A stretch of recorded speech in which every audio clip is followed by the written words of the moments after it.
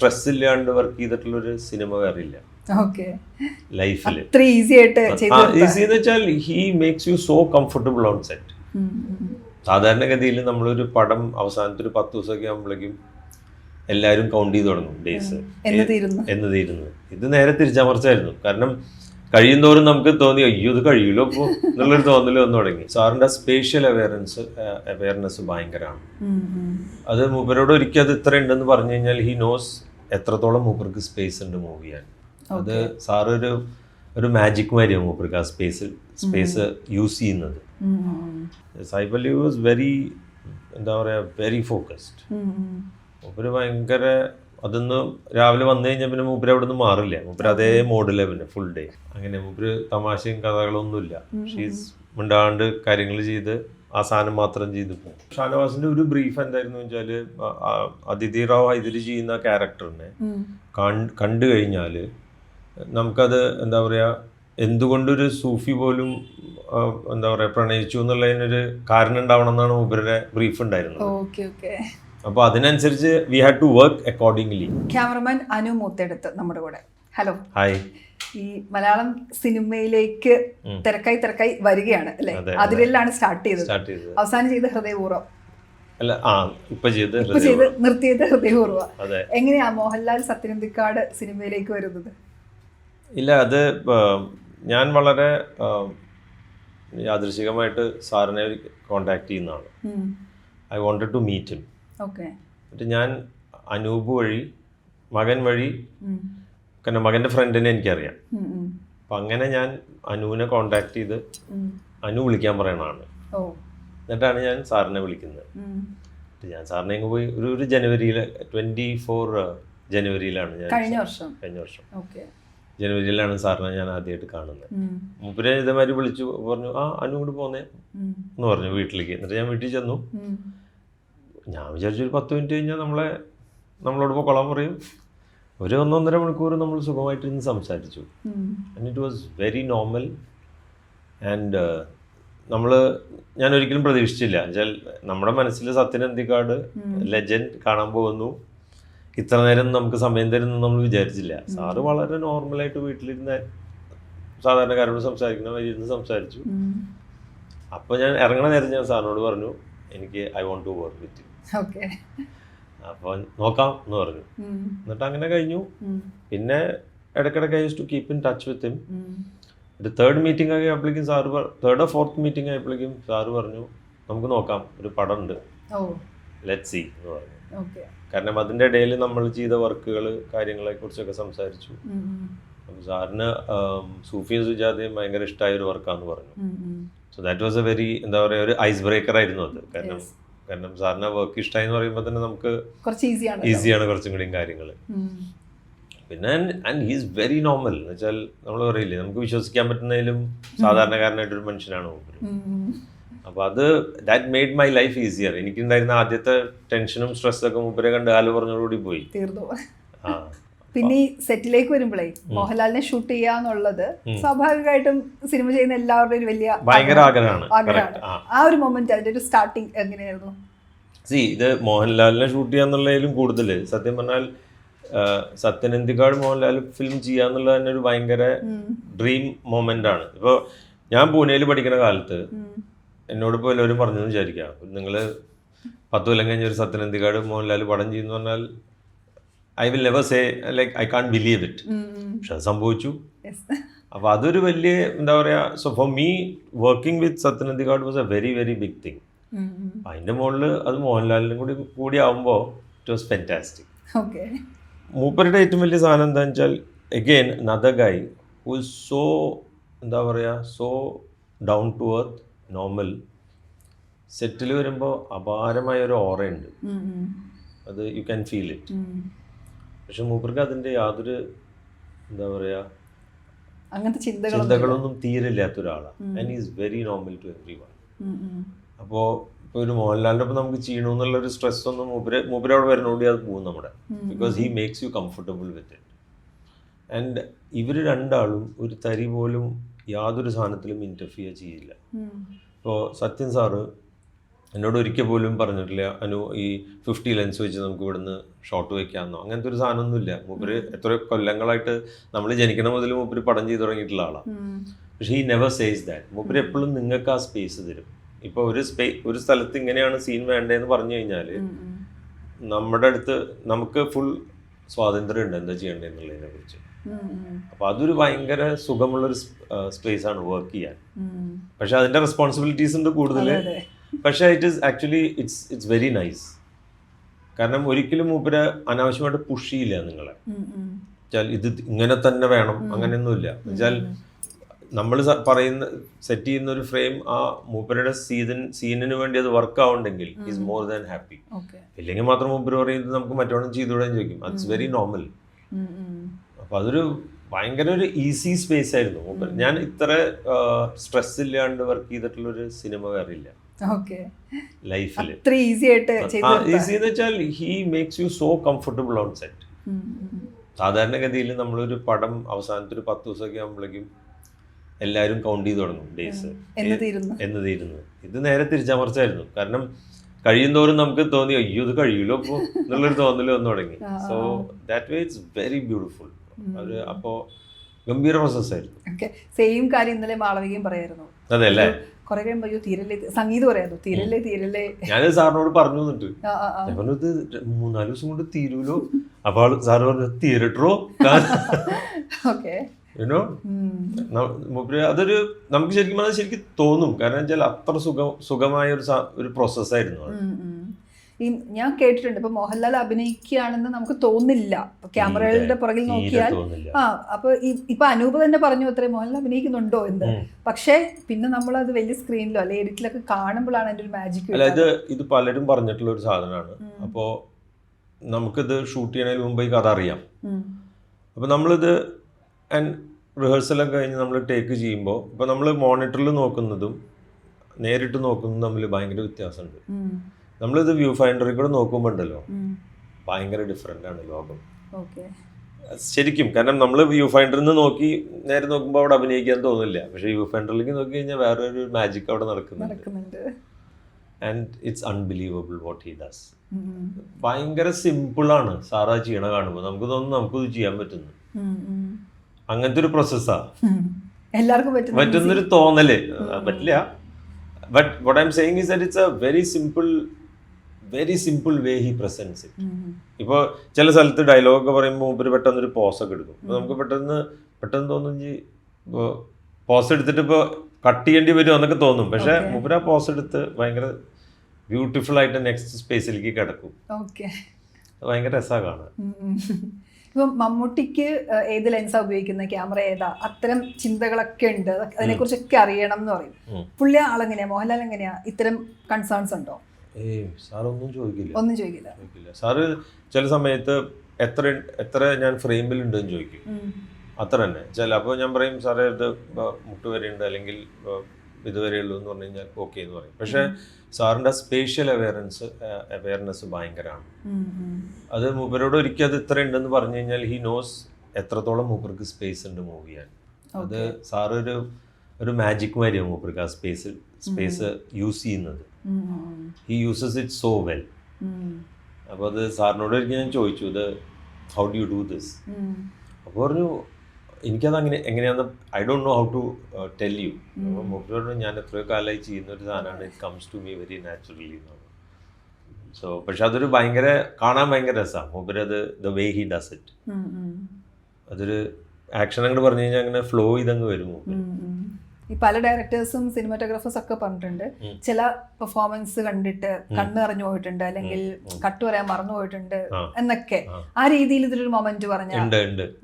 ഈ പടത്തില് അങ്ങനെ 2-3 മൊമെന്റ്സ് ഉണ്ട്. അത് ഒരെണ്ണം ഒരു സ്പീച്ച് ഉണ്ട്. അത് ഈ ഷൂട്ട് ചെയ്യുമ്പോൾ മുമ്പ് തന്നെ നമുക്കൊക്കെ അറിയായിരുന്നു it's going to be a very emotional space എന്നുള്ളത്.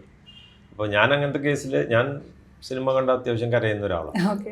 അപ്പോൾ ഞാൻ അന്ന് ഷൂട്ട് ചെയ്യുമ്പോൾ മേജർ സാധനങ്ങളിലൊക്കെ തുണി തലയിൽ കൊണ്ട് ഇട്ടിട്ടാണ്. അപ്പോൾ നമ്മൾ കരയണമെന്ന് നാട്ടുകാർ കാണുന്നുണ്ടല്ലോ. അപ്പോൾ അല്ല അത് ഭയങ്കര സിമ്പിളായിട്ടാണ് മൂപ്പര് അത് ചെയ്യുക. The way he presents it. അതുമാതിരി വേറൊരു സീൻ ഉണ്ട് അവിടെ, ഇതേമാതിരി തന്നെ. സാർ ഇങ്ങനെ തിരിയുമ്പോൾ സാറിന്റെ കണ്ണ് നിറഞ്ഞിട്ടുണ്ട്. അതുവരെ നമ്മൾ സാറിന്റെ മുഖം കാണുന്നില്ല, കാരണം അവേ ഫ്രം ദ ക്യാമറയാണ്. ഒരു പതുക്കെ അങ്ങ് തിരിയുമ്പോൾ കണ്ണ് നിറഞ്ഞിട്ടുണ്ട്, നമുക്ക് പിടിച്ചിരിക്കാൻ പറ്റില്ല കാണുമ്പോൾ. അത് ഭയങ്കര സട്ടിലായിട്ട് ചെയ്തിട്ടില്ല പടത്തില്. അങ്ങനെ കുറച്ച് നല്ല ബ്യൂട്ടിഫുൾ മൊമെന്റ്സ് ഉണ്ട്. And he does it so easily. സാധാരണഗതിയിൽ ഒരു സത്യനന്ദിക്കാട് സിനിമ എന്ന് പറഞ്ഞാൽ ഗ്രാമമാണ്. അതെ, ഇത് പക്ഷേ ഒരു അർബൻ ഫേസ് ആണ് സിനിമ. പൂനെയാണ് കൂടുതലും. പൂനെയും കൊച്ചിയാണ് ശരിക്കും. കൊച്ചി പൂനെ. നിങ്ങൾക്കാണ് പൂനെ അറിയുന്ന സ്ഥലവുമാണ്. പൂനെയിൽ ഒരു 20-25 വർഷമായിട്ടുണ്ട് അല്ലേ? അല്ല, പൂനെയില് ആദ്യം പോയി 10-25 കൊല്ലം മുമ്പേ. ഞാൻ 7-8 കൊല്ലം പൂനെയിലുണ്ടായിരുന്നു. പിന്നെ ബോംബെക്ക് വന്നു. ഞാൻ ബോംബെ സെറ്റിൽഡ് ആണ്. അപ്പോൾ പൂനെ എനിക്ക് ഇപ്പോഴും നന്നായി അറിയാം, കാരണം my wife's house is from Pune. അപ്പൊ അവരുടെ ഫാമിലി ഒക്കെ അവിടെ ഉണ്ട്. പൂനെ എപ്പോഴും സ്ഥിരം പോകുന്ന ഒരു സ്ഥലമാണ്. അപ്പൊ ഇതിന്റെ ഒരു ആദ്യം ചിലപ്പം വർക്ക് ചെയ്യാന്ന് കഥ വായിക്കുന്നതിന് മുമ്പ് പ്രതീക്ഷിച്ചത് ഒരു നാട്ടിൻപുറം തന്നെയായിരുന്നു. ആണ് അറിയണ്ടായിരുന്നില്ല എങ്ങനത്തെ ഒരു ഇതാണെന്നുള്ളത്. പിന്നെ ഫസ്റ്റ് നറേഷനിലാണ് സാറ് പറയുന്നത് ഇത് പൂനെയാന്നുള്ളത്. അപ്പൊ ഞാൻ പറഞ്ഞു, ഓ പൂനെ നമ്മുടെ സ്ഥലമാന്ന് പറഞ്ഞു ഞാൻ സാറിനോട്. അപ്പൊ that was a very interesting thing. കാരണം പൂനെ അത്യാവശ്യം നമുക്കറിയാം, നമ്മൾ ഉണ്ടായിരുന്നൊരു സ്ഥലമാണ്. ഐഡിയലി ഇത് ശരിക്കും നമ്മൾ വിന്ററിൽ ചെയ്യണമെന്നാണ് വിചാരിച്ചിരുന്നത്.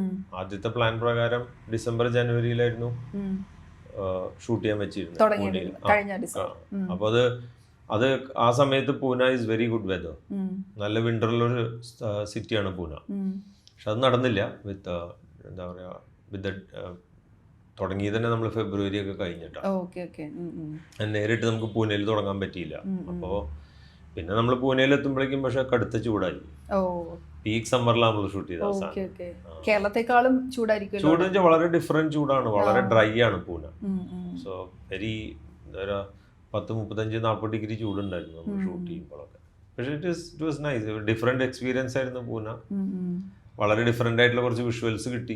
അത് കാരണം സ്ഥിരമായിട്ട് ചെയ്യുന്ന സിറ്റികളല്ലാത്തൊരു സിറ്റി ആയതുകൊണ്ട് അതിന്റെ ഒരു വ്യത്യാസം ഉണ്ടായിരുന്നു കഥയ്ക്ക്. ആൻഡ് കഥാപരമായിട്ട് ഇറ്റ് ഹെൽപ്ഡ് ഭയങ്കരമായിട്ട്. ആ വീടായാലും സ്ഥലങ്ങളായാലും ഇറ്റ് വാസ് റിയലി നൈസ്. അതുപോലെ ലൊക്കേഷൻ ഹണ്ടിങ്ങിലൊക്കെ അപ്പം നോർമലി ഒരു സിനിമാറ്റോഗ്രാഫർ പോവാറുണ്ടോ? ഓർ ഇല്ല, സാധാരണഗതിയിൽ ആ ഫസ്റ്റ് റൗണ്ട് ഓഫ് റെക്കിയും കാര്യങ്ങളൊക്കെ പ്രൊഡക്ഷനും മറ്റുള്ളവരുമാണ് ചെയ്യുക. പ്രൊഡക്ഷൻ ഡിസൈനറും പ്രൊഡക്ഷനും കൂടിയിട്ടാണ് ചെയ്യുക. അത് കഴിഞ്ഞ് അവരൊരു ലിസ്റ്റ് ഓഫ് എന്താ പറയുക ലൊക്കേഷൻസ് ഉണ്ടാക്കും നമുക്ക് വേണ്ടിയിട്ട്. എന്നിട്ട് അവിടെ പോയിട്ട് നമ്മൾ അതിന്ന് ചൂസ് ചെയ്യാണ് ചെയ്യുക. അപ്പോൾ ഇവർ ഇതിനു മുമ്പ് ആദ്യം തന്നെ പോയി കുറേ സ്ഥലങ്ങൾ കണ്ടിരുന്നു. പക്ഷെ ആദ്യത്തെ റെക്കി പൂനെക്ക് പോയപ്പോൾ ഞാൻ പോയിട്ടുണ്ടായിരുന്നു, ജസ്റ്റ് അറിയാവുന്നതുകൊണ്ടും വെച്ചാൽ എന്ത് തരം സാധനങ്ങൾ നമുക്ക് കാണാൻ പറ്റുന്നു അറിയാൻ വേണ്ടിയിട്ട്. അങ്ങനെയാണ് കുറച്ച് സ്ഥലങ്ങൾ കണ്ടുപിടിച്ചത് ആദ്യം. ചിലപ്പം ലൊക്കേഷൻ ഒക്കെ ആയിരിക്കാം കഥാപരമായിട്ട്, പക്ഷെ ഈ ക്യാമറ വെക്കാനുള്ള സ്ഥലം പ്രശ്നങ്ങളാണ്. ആണ് കാരണം ചില സ്ഥലത്ത് നമുക്ക് വെറുതെ നമ്മൾ ലൊക്കേഷൻ കാണുമ്പോൾ നമുക്ക് ഇഷ്ടപ്പെടും, പക്ഷെ അത് എത്രത്തോളം ഷൂട്ട് ചെയ്യാൻ സൗകര്യം ഉണ്ടെന്നുള്ളത് അവിടെ ചെന്ന് ശരിക്കും നോക്കിയാൽ തന്നെ മനസ്സിലാവുള്ളൂ. ചില സമയത്ത് നമ്മൾ ഈ ലൊക്കേഷൻ സ്റ്റിൽസ് കാണുമ്പോൾ അതൊക്കെ ഈ ഫോൺ ക്യാമറാസിൽ എടുത്തിട്ടുള്ളതായിരിക്കും. അപ്പോൾ ആ ഡിസ്റ്റൻസ് നമുക്ക് തീരെ മനസ്സിലാവില്ല പലതിൻ്റെ. അവിടെ ചെല്ലുമ്പോൾ ഈ കാണുന്ന ഡിസ്റ്റൻസ് ഒന്നും ഉണ്ടാവില്ല അവിടെ. അപ്പൊ അതൊക്കെ ഒരു നോക്കേണ്ട കാര്യങ്ങളാണ്, ശ്രദ്ധിക്കേണ്ട കാര്യങ്ങളാണ്. ഇപ്പം അതിരൻ സിനിമയെ കുറിച്ച് ഓർക്കുമ്പം ആദ്യത്തെ മലയാള സിനിമയാണ്, നമുക്ക് ആ പാട്ട് ഓർമ്മ വരും, പവിഴമഴ എന്നുള്ള പാട്ട്. ആ ഒരു ഹിൽ ഏരിയ ഉണ്ടല്ലോ, പിന്നെ ഒരു ഗ്ലാസ് ഹൗസ് പോലത്തെ ഒരു, അതൊക്കെ നമ്മൾ ഊട്ടിയിൽ ഷൂട്ട് ചെയ്തതാണ്. അപ്പോൾ ആ ഹില്ലും ഊട്ടിയിൽ തന്നെയാണ്. ഊട്ടിയിൽ നിന്ന് കുറച്ചും കൂടി അവേ പോയിട്ടൊരു റിസോർട്ട് ഉണ്ടായിരുന്നു അവിടെ, അതിന്റെ ഉള്ളിൽ ആണ് നമ്മൾ ഷൂട്ട് ചെയ്തിട്ടുള്ളത്. ആ ഗ്ലാസ് ഹൗസ് നമ്മൾ ഉണ്ടാക്കിയതാണ് സെറ്റ്. അത് പക്ഷെ നമ്മൾ ഷൂട്ട് ചെയ്തിരുന്ന ലൊക്കേഷനിൽ ഇട്ടൊരു സെറ്റാണ് അത്. അപ്പോൾ അത് അവിടെ ഒരു ഓൾഡ് ബംഗ്ലോ ഉണ്ട്, അവിടെ വേറെ പല പടങ്ങളും ഷൂട്ട് ചെയ്തിട്ടുണ്ട്. അതിന്റെ ഫ്രണ്ടിലെ ഗാർഡനിലാണ് നമ്മൾ ഈ ഗ്ലാസ് ഹൗസ് ഇട്ടത്. ഡ്രോൺ ഷോട്ട് ഉണ്ടല്ലോ ആ പാട്ടില്, പിന്നെ അവിടുന്ന് മഴ ഇങ്ങനെ വീഴുന്നത്, അങ്ങനെ കുറെ ഷോട്ടുകൾ നമ്മുടെ മനസ്സിലേക്ക് വരും. മറ്റേ പാട്ടില്ലേ ആട്ടുതൊട്ടിൽ, അതിനകത്തും എനിക്ക് ഭയങ്കര ഇഷ്ടമുള്ള ഒരു പാട്ട് അടിപൊളിയാണ്. പാട്ട് മാത്രമല്ല, എനിക്ക് ഭയങ്കര എന്താ പറയാ, എല്ലാരും പവിഴമഴയെ കുറിച്ച് സംസാരിക്കെങ്കിലും എനിക്ക് എന്റെ പേഴ്സണൽ ഫേവറേറ്റ് ആട്ടുതൊട്ടിലാണ്. അത് ഈ ഇടയ്ക്ക് ഇൻസ്റ്റയിൽ റീല് വന്നിട്ട് ആ പാട്ട് വീണ്ടും ഭയങ്കരമായിട്ട് ഹിറ്റായി. അതെ, അച്ഛൻ മകൾ ആ ഒരു സ്പേസിൽ അത് ഭയങ്കരമായിട്ട് ഹിറ്റാണ്. അതെ അതെ, പിന്നെ മാത്രമല്ല അത് Sai Pallavi is done a fabulous job ആണ്. അപ്പോൾ അതൊരു മെയ്ഡ് എ ബിഗ് ഡിഫറൻസ്. അത് ഇതേമാതിരി തന്നെ ഫഹദും സായി പല്ലവിയും കൂടി തകർത്തിട്ടുള്ള ഒരു പടമാണ്. അതെ, അത് ചോദിക്കാൻ വരായിരുന്നു. ഇപ്പോൾ ഒരു ഡയറക്ടറുടെ മനസ്സ് നിങ്ങളിലൂടെയാണ് പുറത്തു വരിക. പിന്നെ ഒരു ഫസ്റ്റ് വാച്ചറും നിങ്ങളാണ്. ആദ്യം അവരെന്ത് ചെയ്യുന്നു അത് കാണുന്നത് ക്യാമറമാരാണ്. അപ്പം ആ ഒരു പെർഫോമൻസ്, ഫഹദ് സായി പല്ലവി കുറച്ച് ഒരു നോർമൽ അല്ലാത്ത ഒരു അത്തരം സ്വഭാവങ്ങളുള്ള ഒരു ഇതാണ്. അപ്പൊ അവരുടെ ഒരു പെർഫോമൻസ് കാണുമ്പോഴേ ഓവറായി പോകാൻ പാടില്ല, അങ്ങനെയൊക്കെ ഉണ്ടല്ലോ. അങ്ങനത്തെ കഥാപാത്രം ഒരു തിൻ ലൈനിൽ കൂടെ സഞ്ചരിക്കുന്ന, ഓവറായി പോയ ആകെ പോകാം. അപ്പൊ ആ ഒരു ജഡ്ജ്മെന്റില് ഈ ക്യാമറമാന്റെയും കൂടെ ഒരു ഒപ്പീനിയൻ എടുക്കാറുണ്ട്. ഇങ്ങനത്തെ കേസിലൊക്കെ നമ്മളിപ്പോ ആദ്യത്തെ first few days are very crucial. എങ്ങനെ ക്യാരക്ടർ സെറ്റ് ആവണം എന്നുള്ളത് ഭയങ്കര ക്രൂഷ്യലാണ്. അപ്പോൾ ഇങ്ങനത്തെ കേസിലൊക്കെ നമ്മുടെ സീനിയർ എന്താ പറയാ ടെക്നിക്കൽ ക്രൂവിന്റെ അഭിപ്രായങ്ങൾ വളരെ വാലിഡ് ആണ് ആ സമയത്ത്. അതെല്ലാവരും it's a very collective decision ഇങ്ങനത്തെ കേസിലൊക്കെ ജനറലി. അതിപ്പോ പക്ഷെ ഈ ഇങ്ങനത്തെ ആക്ടേഴ്സിന്റെ ഗുണം എന്താണെന്ന് വെച്ചാൽ ഇവർ രണ്ടാളും, ഫഹദായാലും സായി പല്ലവി ആയാലും, അവർക്ക് രണ്ടാൾക്കും ക്യാരക്ടർ ആദ്യം തന്നെ കറക്റ്റായിട്ട് കിട്ടിയിരുന്നു. So it was a very easy thing. Sai Pallavi was very എന്താ പറയുക വെരി ഫോക്കസ്ഡ്. മൂപ്പര് ഭയങ്കര അതൊന്ന് രാവിലെ വന്നു കഴിഞ്ഞാൽ പിന്നെ മൂപ്പര് അവിടെ നിന്ന് മാറില്ല. മൂപ്പര് അതേ മോഡിലെ പിന്നെ ഫുൾ ഡേ അങ്ങനെ. മൂപ്പര് തമാശയും കഥകളൊന്നുമില്ല. ഷീസ് മിണ്ടാണ്ട് കാര്യങ്ങൾ ചെയ്ത് ആ സാധനം മാത്രം ചെയ്ത് പോകും. മൂപ്പരുടെ പ്രെപ്പ് സ്റ്റൈൽ അങ്ങനെയാണ്. പക്ഷെ ഇപ്പം ഞാൻ പറയാം, ഇപ്പം ആ കാര്യത്തിലൊക്കെ ലാൽ സാറൊക്കെ കാണാണ്ട് കഴിഞ്ഞാൽ നമ്മൾ അത്ഭുതപ്പെട്ടു പോകും. നോർമലായിട്ട് നമ്മളോട് സംസാരിക്കും, റെഡി അല്ലേ എന്ന് പറഞ്ഞാൽ മൂപ്പര് back to that character in a flash of a second. And അത് നമ്മൾ ഞെട്ടിച്ച് കളയും. അതുകൊണ്ട് മൂപ്പര് വീണ്ടും നോർമലായിട്ടിരിക്കും. വീണ്ടും ആക്ഷൻ ആയി കഴിഞ്ഞാൽ ആള് മാറി വീണ്ടും. It's really amazing what he does, how he does that. ഈ ഇപ്പം അതിലുള്ള കാര്യം പറഞ്ഞാലേ, സായി പല്ലവിയുടെ കഥാപാത്രത്തിന് ഏത് മീറ്റർ വേണം അങ്ങനൊരു ഡിസ്കഷൻ അതിൽ തീരുമാനത്തിലെത്തുന്നത് എങ്ങനെയാ? അവർ പലതും ട്രൈ ചെയ്തിട്ടാണോ, അല്ലെങ്കിൽ അവർക്ക് ഇത് ആദ്യമേ കിട്ടി എങ്ങനെ? അല്ല, അതിപ്പോ ഇപ്പൊ ഏതെങ്കിലും ഒരു പർട്ടിക്കുലർ സീൻ ചെയ്യുന്ന സമയത്ത് നമ്മളൊരു മീറ്റർ പിടിക്കും. അപ്പൊ അവിടെ അത് മുകളിലേക്കോ താഴത്തേക്കോ പോകണമെന്നുള്ളത് ആ ഒരു 1-2 ടേക്ക് കഴിഞ്ഞാൽ തീരുമാനം എടുക്കും. പിന്നെ അത് ആ സാധനം വെച്ച് you keep that as your bench mark and go ahead. അപ്പോൾ അവരത് വളരെ ബ്യൂട്ടിഫുൾ ആയിട്ട് പിടിച്ചു. And she kept it through and through the film. അത് എവിടെയായാലും അത് മൂപ്പര് കറക്റ്റ് ആയിട്ട് പിടിച്ചിട്ടുണ്ട്. ആൻഡ് വിവേക് കാര്യത്തിൽ ഭയങ്കര ഇൻസിസ്റ്റന്റ് ആയിരുന്നു. മൂപ്പര് ആ മീറ്റർ ഒരു തരി അങ്ങോട്ടും ഇങ്ങോട്ടും മാറി പിടിക്കും. അപ്പോൾ he is to be like at it all the time. So it makes their life very easy. ആക്ടേഴ്സിന് ജസ്റ്റ് അങ്ങോട്ട് പെർഫോം ചെയ്താൽ മതി അത് കഴിഞ്ഞിട്ട്. ഇപ്പം സൂഫി സുജാതയിലേക്ക് വരുമ്പോൾ ഇതുപോലെയാണ്. ആ ഗ്രാമം എന്ത് ഭംഗിയാണ്. കുറെ നാളുകൾക്ക് ശേഷമാണ് ഒരു മലയാള സിനിമയിൽ അങ്ങനെ കാണാം. അതോടൊപ്പം ഇവരുടെ ഒരു കോസ്റ്റ്യൂം ഉണ്ടല്ലോ, അത് ഭയങ്കര ഡ്രീമി സ്ഥലങ്ങളാണ്. ഇവർ കണ്ടുമുട്ടുന്ന ചന്തയാവട്ടെ, അത് നമ്മുടെ നാട്ടിലെ എങ്ങും അതില്ല സിനിമയ്ക്ക് വേണ്ടി, അല്ലെങ്കിൽ അവർക്ക് ജീവിക്കാനുള്ള സ്ഥലം. ശരിക്കും പറഞ്ഞാൽ അവരുടെ സ്പേസ് നമ്മൾ ഉണ്ടാക്കിയിട്ടുള്ള മൂന്ന് സിറ്റിന്നാണ്. ഒരെണ്ണം കർണാടകത്തിലാണ്. കർണാടകവും കേരളത്തിലെ 2 ഗ്രാമങ്ങളുമാണ് ഒരു സ്ഥലം ആയിട്ട് കാണിച്ചിട്ടുള്ളത്. അപ്പോൾ അത് അങ്ങനെ ഉണ്ടാക്കിയിട്ടില്ല. അതിൽ ശരിക്കും പറഞ്ഞാൽ അട്ടപ്പാടിയിൽ നിന്ന് എന്താ പറയുക, ഇവർ സൈക്കിൾ ചവിട്ടി താഴത്തേക്ക് വരുന്നത് കോഴിക്കോടും തിരിഞ്ഞാൽ കർണാടകമാണ്. അങ്ങനെയാണ് ഷൂട്ട് ചെയ്തിട്ടുള്ളത് ലിറ്ററലി. സോ പക്ഷെ ഈ പറഞ്ഞ മാർക്കറ്റ് ഏരിയ ഒക്കെ ഉണ്ടല്ലോ, അത് കർണാടകത്തിൽ ഒരു ചെറിയൊരു സ്ഥലത്ത് നമ്മൾ സെറ്റ് ഇട്ടുള്ളതാണ്. കാരണം അവിടെയാണ് അബുവിന്റെ വീടായിട്ട് നമുക്കൊരു വീട് കിട്ടിയിട്ടുള്ളത്. അപ്പൊ അതിന്റെ അടുത്താണ് ഈ സെറ്റ് ഇട്ടുള്ളത്. പക്ഷെ അവിടുന്ന് അങ്ങോട്ട് ഇറങ്ങിക്കഴിഞ്ഞാൽ അതിന്റെ അടുത്ത് ഒന്നുമില്ല. അപ്പൊ അവിടുന്ന് അങ്ങോട്ട് ഇറങ്ങിക്കഴിഞ്ഞാൽ നമ്മൾ നേരെ അട്ടപ്പാടിയിലെത്തും. പിന്നെ അട്ടപ്പാടിയിൽ നിന്ന് തിരിഞ്ഞാൽ കോഴിക്കോട് എത്തി. അങ്ങനെയാണ്. അങ്ങനെ 3-4 സ്ഥലം പിടിച്ചിട്ടാണ് നമ്മൾ ആക്ച്വലി ആ സ്ഥലം ഒരു സിംഗിൾ സ്പേസ് ആയിട്ട് കാണിച്ചിട്ടുള്ളത്. ആ ഒരു ഫാന്റസി നമ്മളെ സിനിമയെ കുറിച്ച് ആലോചിക്കുമ്പോൾ നമുക്കിത് ഇല്ല, ഇത് അവരുടെ മാത്രം ലോകമാണ് എന്നാണ് നമ്മൾ ചിന്തിക്കുക. അതിന്റെ രസം ഉണ്ടായിരുന്നു അതില്. അതുപോലെ ഈ കോസ്റ്റ്യൂം ഇപ്പൊ ഒരു സിനിമാറ്റോഗ്രാഫറായിട്ട് ആലോചിച്ചിട്ട് തന്നെയല്ലേ ഇതിന്റെ കോസ്റ്റ്യൂം ഡിസൈനിലേക്ക് അല്ലേ നിങ്ങൾ? അല്ല, ഇപ്പൊ ഈ സൂഫിയും സുജാതയെ കുറിച്ച് പറയുമ്പോ ഇപ്പോ ആ പടത്തിന്റെ ഒരു കോസ്റ്റ്യൂമിനുള്ള ഒരു കളർ പാലറ്റ് നമ്മൾ ആദ്യം ഉണ്ടാക്കി. അതുണ്ടാക്കിയതിന് ശേഷമാണ് നമ്മൾ ആർട്ടിൽ പോലും അതിൻ്റെ ബാക്ക്ഗ്രൗണ്ട് കളേഴ്സും കാര്യങ്ങളൊക്കെ തീരുമാനിച്ചത്. ആദ്യം കോസ്റ്റ്യൂമാണ് തീരുമാനിച്ചിട്ടുള്ളത്. പിന്നെ അതിൽ സമീറ ഗംഭീരമായിട്ടുള്ള കോൺട്രിബ്യൂഷൻ ഉണ്ട് സമീറയുടെ. അപ്പോൾ വൺസ് അത് ശരിയായതിന് ശേഷമാണ് നമ്മൾ അതിനനുസരിച്ച് പല സ്ഥലങ്ങളും കണ്ടുപിടിച്ചിട്ടുണ്ട്. കാരണം ശരിക്കും പറഞ്ഞാൽ അവസാനം അവരുടെ വീടൊക്കെ കണ്ടുപിടിച്ചിട്ടുള്ള കോസ്റ്റ്യൂമൊക്കെ മൊത്തം തീരുമാനമായി പാലറ്റ് ഉണ്ടാക്കിയതിന് ശേഷമാണ്. പിന്നെ അതിനനുസരിച്ചാണ് പിന്നെ നമ്മളപ്പോൾ അവിടെ പെയിന്റ് ചെയ്യുന്നതും കാര്യങ്ങൾ ചെയ്യുന്നതൊക്കെ. സോ ഇറ്റ് മേക്സ് എന്താ പറയാ ആ ഒരു ഡിഫറെന്റ് രീതിയിലൊന്നും അങ്ങ് പോയിന്ന് മാത്രം. കാരണം അതിന് ആ കോസ്റ്റ്യൂംസിന് അത്ര ഇമ്പോർട്ടൻസ് ഉണ്ട് അതിൽ. അപ്പൊ അതുകൊണ്ട് മാത്രമല്ല ഷാനവാസ് വാസ് വെരി ക്ലിയർ, ഇത് ഇങ്ങനെ ആയിരിക്കണം. അപ്പൊ അത് ഒരിക്കൽ നമ്മൾ അങ്ങനെ എത്തിക്കഴിഞ്ഞാല് പിന്നെ മറ്റു കാര്യങ്ങൾ ചെയ്യാൻ കുറച്ചും കൂടി എളുപ്പമുണ്ട്. അപ്പോൾ ആ പ്രോസസ്സ് കുറച്ച് ഡിഫറെൻ്റ് ആയിരുന്നു. ഇപ്പോൾ ചില സമയത്ത് നമ്മൾ ഒരു വീടോ അല്ലെങ്കിൽ ഒരു സ്ഥലം കണ്ടതിന് ശേഷമാണ് മറ്റു കാര്യങ്ങൾ തീരുമാനിക്കുക. ഇത് നേരെ തിരിച്ചമർച്ചായിരുന്നു. ഇത് തീരുമാനിച്ചതിന് ശേഷമാണ് പല സാധനങ്ങളും നമ്മൾ കണ്ടുപിടിക്കാൻ പോയിട്ടുള്ളത്. അതിന്റെ ഒരു ഇമ്പോർട്ടൻസ് നമുക്ക് ആ കോസ്റ്റ്യൂമിൽ മനസ്സിലാവും. നമ്മുടെ മനസ്സിൽ ഇപ്പോഴും ഉള്ളത് അതുകൊണ്ടും കൂടി ആയിരിക്കും ചിലപ്പോൾ. ആണ്. കാരണം ഇപ്പോൾ ഷാനവാസിന്റെ ഒരു ബ്രീഫ് എന്തായിരുന്നു വെച്ചാൽ അതിഥി റാവ് ഹൈദരി ചെയ്യുന്ന ക്യാരക്ടറിനെ കണ്ടു കഴിഞ്ഞാൽ നമുക്കത് എന്താ പറയുക എന്തുകൊണ്ടൊരു സൂഫി പോലും എന്താ പറയുക പ്രണയിച്ചു എന്നുള്ളതിനൊരു കാരണം ഉണ്ടാവണം എന്നാണ് മൂപ്പരുടെ ബ്രീഫ് ഉണ്ടായിരുന്നത്. അപ്പോൾ അതിനനുസരിച്ച് we had to work accordingly. അതെ അതെ അല്ല എനിക്ക് ഭയങ്കര ഞാൻ എന്നെ ഒരു ദിവസം വിജയ് ലൈക്ക് ആ സമയത്ത് എനിക്ക് വിജയനെ അറിയില്ല. വിജയ് ബാബു ഒരു ദിവസം എന്നെ വിളിച്ചിട്ട് പറഞ്ഞു ഒരു director wants to narrate something, അപ്പോൾ ഞാൻ സ്ക്രിപ്റ്റ് അയക്കട്ടെ എന്ന് ചോദിച്ചു.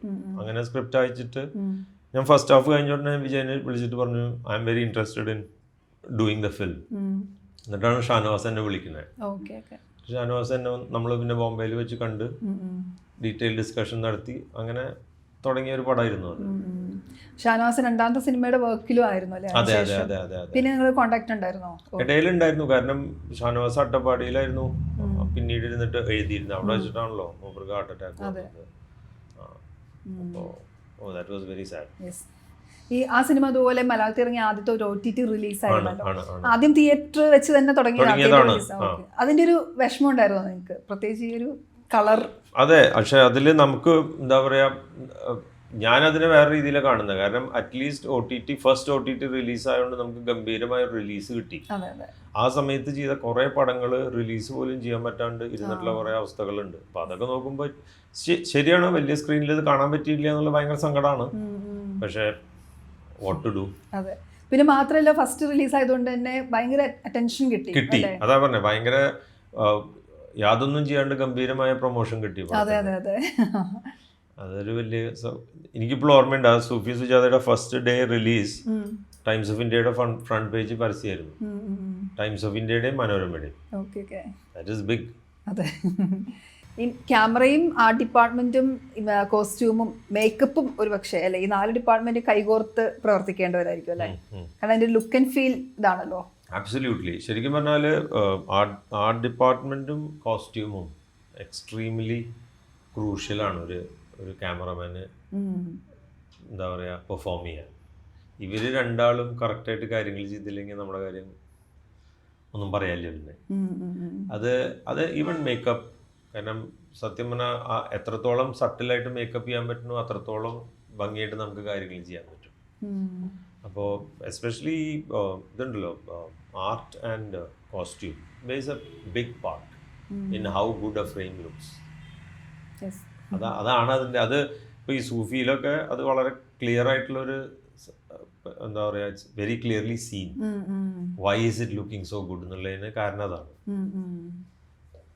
പൊതുവെ ഒരു എഡിറ്റിംഗ് ടേബിളിൽ ഇരിക്കാറുണ്ടോ? ചില സിനിമാറ്റോഗ്രാഫേഴ്സ് പറയാറുണ്ട് അവർക്ക് പോകാൻ ടെൻഷനാണ്. കാരണം അവർ ചെല്ലുമ്പോൾ അവർക്ക് തോന്നിയ നല്ല ബ്യൂട്ടിഫുൾ ആയി എടുത്തിട്ടുള്ള ചില ഷോട്ടുകളൊക്കെ ഉണ്ടാവും, അത് എഡിറ്റ് കട്ട് ചെയ്യും. അങ്ങനത്തെ ഇത് ഞാൻ ഒരിക്കലും പോയിരിക്കാറില്ല. കാരണം എന്ന് വെച്ചാൽ നമ്മൾ നമ്മുടെ പണി ചെയ്ത് കഴിഞ്ഞാൽ അവരുടെ കയ്യിൽ കൊടുത്തു കഴിഞ്ഞാൽ പിന്നെ അവർക്ക് അവരുടെ ഒരു പ്രോസസ്സ് ഉണ്ട്. ആ പ്രോസസ്സിനെ നമ്മൾ എന്താ പറയുക മാനിക്കണം. കാരണം നമ്മളവിടെ പോയിട്ട് എൻ്റെ ഈ ഷോട്ടേ വെക്കാവൂ എന്ന് പറഞ്ഞാൽ വലിയ അർത്ഥമൊന്നുമില്ല. അല്ലെങ്കിൽ പിന്നെ ആ ഷോട്ട് നമ്മൾ എടുക്കരുത്. കാരണം ഇപ്പോൾ നമുക്ക് ഓക്കെ അല്ലാത്ത ഷോർട്സ് നമ്മൾ പറയും ഇത് ഓക്കെ അല്ല എന്നുള്ളത്. അത് ജനറലി 90% സമയത്ത് അവർ ഇടൂല്ല. ഇപ്പോൾ സോഫ്റ്റ് ആയിട്ടുള്ള ചില ഷോട്ടുകൾ ചിലപ്പോൾ പെർഫോമൻസ് അത് മാത്രമേ ഉള്ളൂ എന്നുള്ളതുകൊണ്ട് ചില സമയത്ത് വരും. അതിനെന്താ കാരണം വെച്ചാൽ വേറെ ഓപ്ഷൻസ് ഒന്നും ഇല്ലാത്തതുകൊണ്ടാണ്. അതിപ്പോൾ എഡിറ്റർ വേണമെന്ന് വെച്ചിട്ടുള്ളതല്ല, കാരണം വേറെ പല സാധനങ്ങളും നോക്കിയിട്ട് ഫൈനലി ചിലപ്പോൾ അതായിരിക്കും ഷോട്ട് ആകെ വർക്കാവുന്നത് ആ സമയത്ത്. അത് കാണുമ്പോൾ ഒരു സങ്കടം ഉണ്ടെങ്കിലും ചിലപ്പോൾ ഫിലിമിൽ അത് മാത്രമായിരിക്കും ചിലപ്പോൾ ആ സമയത്തേക്ക് വർക്കാവുന്ന ഒരു സാധനം. അപ്പോൾ പക്ഷെ ജനറലി ഈ കാര്യത്തിലൊക്കെ എഡിറ്റേഴ്സൊക്കെ ഇപ്പോൾ ഒക്കെ ഭയങ്കര മൈൻഡ്ഫുൾ ആണ്. അവരും അങ്ങനെ നമ്മൾ വേണ്ടാന്ന് പറഞ്ഞ ഷോട്ട് അങ്ങനെ എടുത്ത് ഇടുകയൊന്നുമില്ല. എനിക്ക് അങ്ങനത്തെ എന്താ പറയാ കംപ്ലൈന്റുകളൊന്നും ഇല്ലാത്ത ഒരാളാണ്. ഓക്കെ. ഇപ്പം ഈ സിനിമയിൽ അഭിനയിച്ച മാളവികയുടെ അച്ഛൻ ബോംബെ ബേസ്ഡ് തന്നെ സിനിമാറ്റോഗ്രാഫർ ആണ്. വലിയ വലിയ വലിയ സിനിമകൾ ചെയ്തിട്ടുള്ള. നിങ്ങൾ തമ്മിൽ പരിചയമുണ്ട്. എനിക്ക് സാറിനെ നന്നായിട്ട് അറിയാം. ഓക്കെ. എനിക്ക് ഭയങ്കര ഇഷ്ടമുള്ളൊരു സിനിമാറ്റോഗ്രാഫറാണ്. ഞാൻ മാളുവിനെ കണ്ടപ്പോൾ ആദ്യം പറഞ്ഞൊരു സാധനം അതാ. ഞാൻ നിങ്ങളുടെ അച്ഛൻ്റെ വലിയ ഫാനാണെന്ന് പറഞ്ഞു. കെ യു സാറിൻ്റെ വർക്ക് ഗംഭീരമാണ്. സാറിനെ ഞാൻ ബോംബെയിൽ വെച്ച് പരിചയമുണ്ട് പണ്ട് മുതലേ. പിന്നെ ഇടയ്ക്ക് ഈ വല്ല ഗ്രേഡ് കളർ സ്ഥലത്തൊക്കെ ഗ്രേഡ് ചെയ്യുമ്പോഴൊക്കെ മൂപ്പരെ കാണാറുണ്ട്. ആക്ച്വലി സാർ ഒരു ദിവസം സെറ്റിൽ വന്നിരുന്നു ഈ സിനിമ പൂനെയിൽ. വൺ ഡേ മൂപ്പര് വന്നിരുന്നു. കെ മോഹനൻ ഭയങ്കര എന്താ പറയാ ഗംഭീര സിനിമാറ്റോഗ്രാഫറാണ്. കാണാൻ അപാരചുള്ളനാണ്. അതെ, ഞാൻ അത് മാളവികയോട് പറയായിരുന്നു, അച്ഛനെ കാണാൻ നല്ല ഭംഗിയാണ്. ഓക്കെ. ഈ പടക്കളം എന്ന സിനിമയും വേറെ തന്നെ ഒരു ഈ ഭയങ്കര കോംപ്ലിക്കേറ്റഡ് കഥ കൊണ്ട് അങ്ങനെയുള്ളൊരു സിനിമയായിരുന്നല്ലോ. കൺഫ്യൂഷൻ. അതെ, ഈ ബോഡി സ്വാപ്പ് ചെയ്തിട്ട് നമുക്ക് അഭിനയിച്ച് പ്രതിഫലിപ്പിക്കണം ഇയാളാണ്. അതില് ക്യാമറയിലൂടെ എന്തെങ്കിലും സഹായം ചെയ്യാൻ പറ്റിയിട്ടുണ്ടോ? ക്യാമറയില് ഇതിന്റെ ഏറ്റവും വലിയ ചാലഞ്ച് എന്തായിരുന്നു വെച്ചാൽ ഇങ്ങനത്തെ ഒരു കഥ ഒരു കോളേജിന്റെ ഉള്ളിൽ വളരെ സിമ്പിൾ ആയിട്ടുള്ള രീതിയിൽ പറയാന്നുള്ളതാണ് പ്ലാൻ. അല്ലാണ്ട് ഇപ്പോൾ ഒരു എന്താ പറയാ സൈഫൈ അങ്ങനത്തെ പരിപാടി അങ്ങനെയല്ലല്ലോ പ്ലാൻ ചെയ്തിട്ടുള്ളത്. അപ്പോൾ അതുകൊണ്ടുണ്ടായിരുന്നുള്ളൊരു we couldn't do many things which generally one can do. ഇപ്പോൾ എല്ലാവരും ടിപ്പിക്കലി ക്യാമറ ഒരു പ്രത്യേക രീതിയിൽ മൂവ് ചെയ്തിട്ടോ അല്ലെങ്കിൽ പ്രത്യേക രീതിയിൽ കാര്യങ്ങൾ ചെയ്തിട്ട് ചെയ്യാം. പക്ഷെ അത് director was very clear that the film look should be very normal. നമ്മൾ യാതൊരു തരത്തിലുള്ള ഗിമിക്സും കാണിക്കുന്നില്ല. പക്ഷെ എന്നിട്ട് ആൾക്കാർക്ക് ഇത് മനസ്സിലാവണം. അതൊരു ഡിസിഷനാണ്. അല്ലെങ്കിൽ നമുക്ക് പലതും ചെയ്യാമല്ലോ. പക്ഷെ അങ്ങനെ ഒരു ഡിസിഷൻ ചെയ്യുമ്പോൾ അതിനൊരു ഇൻട്രസ്റ്റിംഗ് സ്പേസ് ഉണ്ട്. നമ്മൾ വേറെ തരം കാര്യങ്ങളൊന്നും ചെയ്യാണ്ട് വളരെ സിമ്പിളായിട്ട്, കാരണം ഒരു കോളേജിന്റെ ഉള്ളിൽ നടക്കുന്ന ഒരു കഥ ആക്ച്വലി ബിറ്റ്വീൻ 5 ഇൻഡിവിജ്വൽസ്, ഈ 4 പിള്ളേരും 2 മാഷന്മാരും 6 ആൾക്കാരുടെ ഇടയിൽ നടക്കുന്ന ഒരു കഥയാണ് ശരിക്കും പറഞ്ഞാൽ, അവരുടെ ഒരു ലോകം. അപ്പൊ അതങ്ങനെയായിട്ട് തന്നെ കാണിച്ചിട്ടുള്ളൂ. അതിലെ ചാലഞ്ചിങ് സാധനം എന്താ വെച്ചാൽ ഒരു കൺഫൈൻഡ് സ്പേസിൽ ഇത് കാണിച്ച് വർക്ക് ആക്കുക എന്നുള്ളൊരു ബുദ്ധിമുട്ടുണ്ടായിരുന്നു. കാരണം നോക്കുമ്പോൾ 80% of the film happens inside the college, 80 or 90%. അപ്പോൾ ബിയോണ്ട് എ പോയിന്റ് നമ്മളിപ്പോൾ ഒരു കോളേജിന്റെ അല്ലെങ്കിൽ ഒരു ക്ലാസ് റൂമിന്റെ ഉള്ളിൽ ഷൂട്ട് ചെയ്യുമ്പോൾ ഒരു പരിധിക്ക് മേലെ അത് you run out of spaces to shoot വെക്കാന്നുള്ളതിന്. അപ്പൊ അതില് അങ്ങനത്തെ കുറച്ച് ചാലഞ്ചസ് ഉണ്ടായിരുന്നു പടം ചെയ്യുമ്പോൾ. പക്ഷെ I thought it came out quite well. Sandeep അതിനുശേഷം സന്ദീപിന്റെ പെർഫോമൻസിന് ഭയങ്കര കയ്യടിയൊക്കെ കിട്ടിയിട്ടുണ്ട്. അപ്പം അതെങ്ങനെയായിരുന്നു ആ ഷൂട്ടിംഗ് സമയത്തെ ഒരു എക്സ്പീരിയൻസും ഇവരുടെ പെർഫോമൻസ് നേരിട്ട് കാണുകയാണോ? അതെ. അല്ല, അത് സന്ദീപിന്റെ ക്യാരക്ടർ ക്വൈറ്റ് എന്താ പറയാ മൂപ്പർക്ക് അത്യാവശ്യം നന്നായി പണിയെടുക്കാനുള്ള ഒരു സാധനം ഉണ്ടായിരുന്നു. കാരണം ആദ്യം സ്റ്റുഡന്റ് ആയിട്ടും പിന്നെ സ്വാപ്പ് നടക്കുമ്പോൾ ക്യാരക്ടർ മൊത്തം മാറാണ്. പക്ഷെ അത് ഗംഭീരമായിട്ട് സന്ദീപ് പ്രെപ്പ് ചെയ്ത് ചെയ്തു. കാരണം he did A very nice, എന്താ പറയാ വളരെ ചില എലിമെന്റ്സ് ഉണ്ടല്ലോ ഒരു വേറൊരു ഇൻഡിവിജ്വലിന്റെ, അങ്ങനത്തെ എലിമെന്റ്സ് കറക്റ്റായിട്ട് ഇൻകോർപ്പറേറ്റ് ചെയ്തിട്ട് വളരെ സട്ടിലായിട്ട് അത് പുറത്തേക്ക് വിടുന്നു മൂപ്പര് അത്. So that was a very നന്നായി.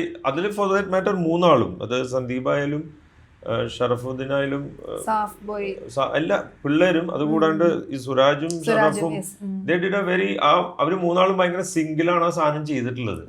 ആൻഡ് ഈ 3 ആളുടെയും there are lot of inputs from them. നമ്മൾ ഈ സ്വാപ്പ് കഴിയുമ്പോൾ ഉണ്ടല്ലോ ആ കൺഫ്യൂഷൻ എല്ലാവർക്കും ഉണ്ടായിരുന്നു, വർക്ക് ചെയ്യുമ്പോൾ ഉണ്ടായിരുന്നു. പക്ഷെ അത് നമ്മളെല്ലാരും കൂടി വർക്ക് ചെയ്യുമ്പോൾ ഇറ്റ് റിയലി ഹെൽപ്പ്. ചില ആ കൺഫ്യൂഷന് ചില കാര്യങ്ങൾ ഉണ്ടായി, അത് പടത്തിന് ഹെൽപ്പ് ചെയ്തു. കുറേ പരസ്യങ്ങൾ ചെയ്തിട്ടുണ്ട്. അങ്ങനെയാണ് തുടക്കം അല്ലേ? ഈ മലേഷ്യൻ ഫിലിംസിന് വേണ്ടി മലേഷ്യയിൽ കുറേ പരസ്യങ്ങൾ ചെയ്തിട്ടുണ്ടെന്നും കേട്ടിട്ടുണ്ട്.